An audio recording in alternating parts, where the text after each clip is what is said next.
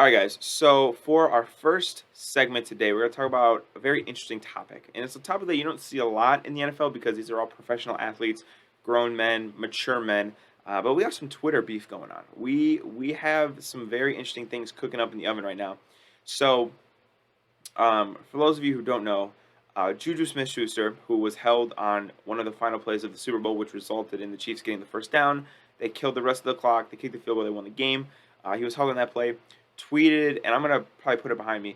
Tweeted an image of a Valentine's Day card with James Bradbury on there that said, "I'll hold on to you when it matters most." Now, when I first saw this, I saw the original tweet from Juju. I was pretty shocked. I thought it was like one of those like parody accounts. I was thinking like Ballsack Sports or something. But no, it was actually Juju, which is kind of crazy to me. Um, and this kind of put the whole NFL Twitter circle into a shitstorm. Um, Everybody was responding. Tyreek Hill responded. C.J. Gardner Johnson responded. C.J. Gardner Johnson said something like, "I have more interceptions and touchdowns. Maybe I should switch to receiver." It was going back and forth. It was a lot. But I think the best one and the one that I want to talk about is A.J. Brown talking about the tweet, retweeted it, said that quote Mahomes resurrected his career and that he was out of the league, and then called him a TikTok boy, which to me is just the funniest shit ever because that's like Juju gets called TikTok boy, but like people like with Bobo Twitter profile pics, like you know what I mean? Like I haven't heard an actual professional football player ever call him TikTok boy or use like a schoolhouse insult like that. But to hear that AJ Brown called him TikTok boy, that's just hilarious. Like that's just hilarious. So um, AJ Brown is completely right though. I mean, Juju Smith really didn't do shit this year. And of all the people, I'm not saying he didn't deserve to win the Super Bowl, but of all the people on the Chiefs who could talk their shit, Juju's not one of them. Holmes wanted to go out and say some shit like this. If Travis Kelsey, if Pacheco or Chris Jones, Andy Reid, if any of those guys wanted to do that, which they never would, but if they wanted to do that, they are in their right to do that because they were a key contributor on the team. Juju is like, I don't know, man. Um, but one thing I will say is I find it very funny that Juju is doing this.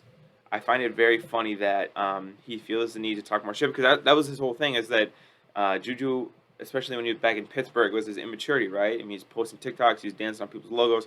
He's just unnecessarily getting people off. I actually remember that Bengals game a while back where he TikTok danced on the logo and then in that game got absolutely smacked. Like he got smashed. I believe it was by Von Bell. Don't quote me though, but um, why Juju has not learned his lesson, I don't know. Why he feels the need to continue to talk his shit and do stuff like this, I don't know. But what I do know is that the Eagles, they're not about to take that level of disrespect. If you catch my drift, um, they are a team that I can definitely see being back in the Super Bowl, and they're a team that I can definitely see interfering with the potential Chiefs dynasty, which we'll touch on later. But why would you want to poke the bear? Why would you want to infuriate the Eagles even more? I don't understand this. I think it was a bad move by Juju. That leave memes like this to the fan accounts, dude. Like I'm sure a fan tweeted this or posted it or some shit. And then Juju probably saw it and posted it himself. But man, Juju's dumb for that. He is dumb for that. So I really don't understand Juju saying, and I think AJ Brown and James Bradbury and all of them. James Bradbury himself even said that like I understand why Eli Apple does it now or something. Like man, what a shitstorm on Twitter. But of course, we'll have to wait till next year to see what the full ramifications of this are.